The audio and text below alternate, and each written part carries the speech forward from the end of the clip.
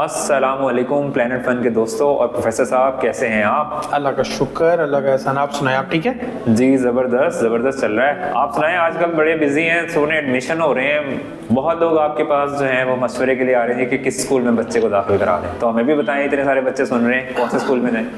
अच्छा, बच्चे असल में मार्च चल रहा है। आपको पता है जब हम लोग छोटे थे या आप जब आपका तो तब मुझे कोई पता नहीं, लेकिन 200 साल पहले जब हम छोटे थे तो मार्च वो महीना होता था जिसमें रिजल्ट्स आते थे और हमारे स्कूल चेंज होते थे। तो नॉर्मली तब हमारे स्कूल तो ऐसे ही चेंज होते थे ना कि पहले हमने जो है वो स्कूल प्राइमरी में एडमिशन लिया तो 5th हुई तो मिडिल में चले गए, वहाँ से मिडिल कंप्लीट हुआ तो उसके बाद हम हाई स्कूल में चले गए। लेकिन अब जो पेरेंट्स हैं वो ईयर टू ईयर अपने बच्चों के लिए इतने कीनली ऑब्जर्वेंट बन गए हैं चीज़ों के कि वो अपने बच्चों के जो स्कूल है उनको पूरा साल ऑब्जर्व करते हैं और रिजल्ट आने के बाद वो अपना किसी दूसरे स्कूल की तरफ जाते हैं, या जिनके बच्चे पहले साल स्कूल में दाखिल होना होते हैं वो भी उस चीज़ों को सारा ऑब्जर्व कर रहे होते हैं। सो हमारे पास इस सोसाइटी में जिसमें हम रह रहे हैं और इस शहर में जिसको हम लाहौर कह रहे हैं, ये वो है जिसमें आपके पास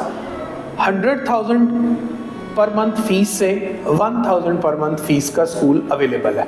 सो सबसे पहले जो स्कूल का डिसीजन है वो हमने देखना, ये सोचना ये होता है कि हम किस रेंज को अफोर्ड करते हैं, हमारी अफोर्डेबिलिटी क्या है, पेरेंट्स की अफोर्डेबिलिटी क्या है। तो जब पेरेंट्स की अफोर्डेबिलिटी आ जाती है तो हमारी जो चॉइस है वो नैरो डाउन हो जाती है। यानी पहले अगर हम अपने एरिया के या अपने शहर के 20 स्कूलों को सोच रहे हैं तो अब हम अफोर्डेबिलिटी पे आके हो सकता है 7 पे रह जाए, सही है, 5 पे रह जाए। फिर जो अगले सारे नुक्ता नजर हैं वो वहां से स्टार्ट होते हैं। सही है। अब अगर मैं आपसे ये शेयर करूं कि आपने जब अफोर्डेबिलिटी अपनी डिसाइड कर ली, अब इसके बाद आपने एज अ पेरेंट ये सोचना है कि मेरा जो बच्चा है मैं उसको क्या करवाना चाह रहा हूं।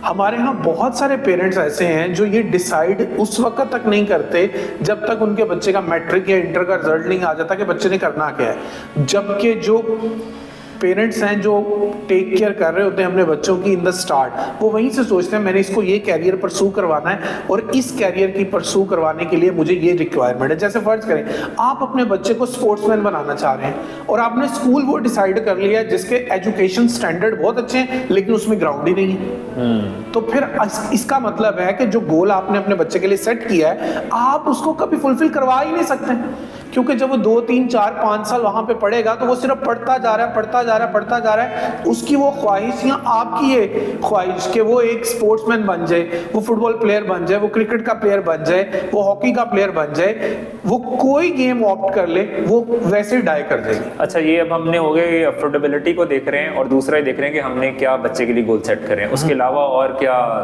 पॉइंट्स हैं या फीचर्स देखने चाहिए स्कूल के अंदर? अच्छा, जो और फीचर्स है ना उसमें तो जो सबसे पहला फीचर है वो ये है कि आपको ये देखना चाहिए कि स्कूल लोकेटेड कहाँ पे है। आप एक बहुत अच्छा स्कूल जो है वो डिसाइड कर ले लेकिन वो आपकी लोकेशन से इतना दूर हो कि आपका बच्चा आते जाते एक प्रॉब्लम का शिकार हो जाए। और इस जैसे शहर में जिसको लाहौर हम कह रहे हैं, इसमें जो ट्रैफिक के हालात हैं उम्मीद है आने वाले सालों में वो बेहतर हो जाएंगे। लेकिन अभी अगर आपका बच्चा 40-50 मिनट्स की ड्राइव करके किसी स्कूल में जा रहा है, ड्राइवर के साथ जा रहा है, बस पे जा रहा है, वैन पे जा रहा है, जैसे भी जा रहा है, वो उसको फटीग करवाएगी, वो उसको थका देगी और फिर उसका कभी भी इंटरेस्ट डेवलप नहीं हो सकता उस एजुकेशन में। अब जब बच्चा आपने पहली दफा दाखिल करवाना ना किसी भी स्कूल में तो आपने ये जरूर सोचना है कि अगर मैंने इस बच्चे को 2024 के सेशन में स्टार्ट करवाना है तो 2023 में जो स्कूल आपने सिलेक्ट किया ना उसको आपने फोकस में रख लेना है। उसकी अगर पेरेंट टीचर मीटिंग आए और वो स्कूल अलाउ करे तो जरूर विजिट करें। अगर वो स्कूल आपको अलाउ करे अपने रिजल्ट डेज पे आप जरूर विजिट करें। आपको वहाँ के स्टाफ को देख के पता चल जाएगा कि मुझे अपना बच्चा यहाँ स्कूल में लेके आना है कि नहीं। आप वहाँ पे टीचर से बात करेंगे, आप देखेंगे कि वहाँ पे वो टीचर जो है वो पेरेंट टीचर मीटिंग पे बच्चे को कैसे गाइड कर रहे हैं या बच्चे के पेरेंट्स के साथ क्या रवैया रखे हुए हैं। ये तमाम बातें आपने 1 साल पहले से स्टार्ट करनी। सही हो गया। अच्छा, इसमें जिस तरह आप बात कर रहे हैं, इसमें हमें पॉइंट आउट ना बार बार बोलते जाते हैं हम, ताकि लोगों को भी वो हो जाए कि मतलब अफोर्डेबिलिटी आपके करीब है, और फिर आपने स्कूल जाके फिजिकल खुद भी जाके उसको असेस कर लिया। विजिट लाजमी करना है। सही है, आपने इसको लाजमी स्कूल को विजिट करना है, और जब आपने ये डिसाइड कर लिया कि मैंने स्कूल को विजिट कर लिया, अब मैं इसको पसंद कर रहा हूं, मैं अपने बच्चे को यहाँ पे लेके आऊंगा। अब आप कोई पेरेंट जिसके बच्चे वहां पे पहले से पढ़ रहे हो, अब आपने उनसे एक मीटिंग अरेंज करनी है। वो किसी कॉफी शॉप पे कर लें, वो किसी घर में कर लें, खुद उनको इनवाइट कर लेंगे, आप उनकी तरफ चले जाएं अगर वो आपके जानने वाले तो। वरना किसी कॉफी शॉप पे आप इजीली किसी रेस्टोरेंट में मीटिंग अरेंज कर सकते हैं, और वहां पे आप उनसे कुछ सवालात पूछें। आप उनसे ये पूछें कि इस स्कूल से आप किस हद तक सेटिस्फाइड है, आपका बच्चा यहाँ पे कितने साल से पढ़ रहा है, उसकी क्या ग्रूमिंग हो रही है, उसमें मोरल वैल्यूज एडअप हो रही हैं नहीं हो रही, वो स्कूल सिर्फ एजुकेशन बच्चे के ऊपर बर्डन बना के डाल रहा है या बच्चे में इंटरेस्ट भी डेवलप कर रहा है, बच्चा लाइक कर रहा है उस स्कूल में जाना। ये आपने उन पेरेंट्स के साथ लाजमी मीटिंग करनी है। प्लस आपको फिर इससे अंदाजा हो जाता है कि अगर हम इस स्कूल में बच्चे को एडमिशन करवाएंगे तो आपने तो सिर्फ एडमिशन करवा दिया, अब पूरा साल इसका स्टडी का जो एक पैटर्न है वो कैसे चलता है, टूर्स आते हैं तो कितने आते हैं, अगर कोई इवेंट्स आते हैं तो कौन से इवेंट्स होते हैं, ये सारी चीजें आपको एक एस्टिमेटेड बजट बनाने में जरूर मदद देगी। फिर उसके रिजल्ट्स उनसे पूछें, फिर वहां पे जो टीचर्स का बिहेवियर है बच्चों के साथ वो पूछें।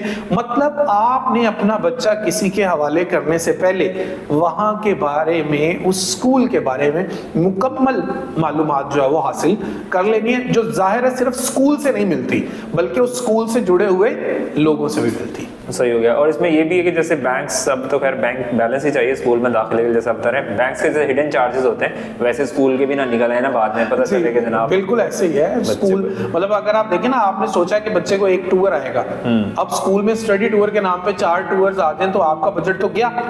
आपने सोचा एक पेपर आएंगे, वहां पे हर महीने टेस्ट सेशन के नाम पे पैसे लेने जाए तो आपका बजट गया। क्या आपको उस स्कूल का जो लर्निंग एनवायरनमेंट है, वो जो लर्निंग प्रोसेस अपना करते हैं उसके बारे में जानना बड़ा ज़रूरी है। वहाँ का सिलेबस क्या है, बच्चों में वो किस क्लास तक कैसा कोर्स जो है वो दे रहे हैं, इसको आपको देखना बहुत ज़रूरी है, क्योंकि एट द एंड आप स्कूल बच्चे को भेज रहे हैं लर्निंग एनवायरनमेंट के लिए। अगर उसका लर्निंग एनवायरनमेंट ठीक है, टीचर कोऑपरेटिव हैं, टीचर्स एक दूसरे के साथ मदद करते हैं बच्चे के लिए, अगर बच्चा किसी प्रॉब्लम में आता है टीचर उसको बेहतर अंदाज से गाइड करते हैं, तो मेरा ख्याल है ऐसा स्कूल एक अच्छा स्कूल होता है। आपने उस स्कूल के स्टाफ को जरूर ऑब्जर्व करना है कि वो कोऑपरेटिव है या नहीं है। स्कूल में एडमिशन लेने से पहले सब कोऑपरेटिव होते हैं, उनका कोऑपरेशन आपने देखना होता है जब आपने वहां पर एडमिशन ले लिया। उसके लिए फिर वो मैंने आपको बता दिया कि पेरेंट्स के साथ मीटिंग करें, स्कूल सिक्योर होना चाहिए, आपका बच्चा वहां पे सेफ होना चाहिए, उसके क्लासरूम की क्लीननेस बेस्ट होनी चाहिए, क्योंकि बच्चे ने ये सारी चीजें वहीं से सीख के आनी है और अपनी लाइफ में एडअप करनी है।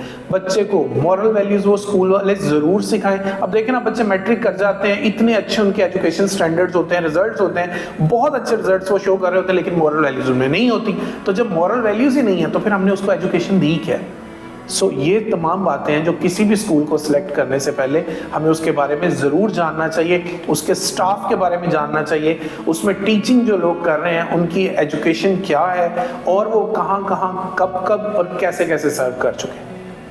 बिल्कुल सही हो गया। और इस तरह भी हो सकता है कि जो स्टाफ उसको पढ़ा रहा है उसके कोर्सेज किस तरह होते हैं, मतलब साथ साथ दुनिया में तो हो रही है डेवलपमेंट, तहकीकात हो रही है, मतलब लोग रिसर्च कर रहे हैं रादर कि बच्चों के में क्या क्या होता है, ड्राइंग से क्या वो जब ड्राइंग बना रहे हैं उनसे क्या वो मकसद हासिल कर रहे हैं। बिल्कुल सही हो गया सर, और दे दें फिर हमें इजाज़त। जी ठीक हो गया। अफोर्डेबिलिटी चेक कर लें पहले हम। जी आप अपनी अफोर्डेबिलिटी चेक कर लें, ये बड़ा ज़रूरी है। अपना ख्याल रखिएगा और बच्चों का स्कूल सेलेक्ट करते वक्त जल्दबाजी बिल्कुल ना करें, इत्मीनान से उस स्कूल के बारे में पूरी तरह से सर्च करें और उस स्कूल के बारे में इंफॉर्मेशन लेकर आपने अपना बच्चा, क्योंकि आपने अपने बच्चे का एक कीमती साल उस स्कूल को देना है और अगर वो ठीक रहा तो फिर उससे अगले साल भी देने। तो आपने अपने बच्चे के साथ कभी भी जल्दबाजी में फैसला स्कूल का नहीं लेना। थैंक यू वेरी मच, अपना ख्याल रखिएगा। नेक्स्ट टॉपिक के साथ फिर मिलेंगे। अल्लाह हाफिज। अल्लाह हाफिज जी।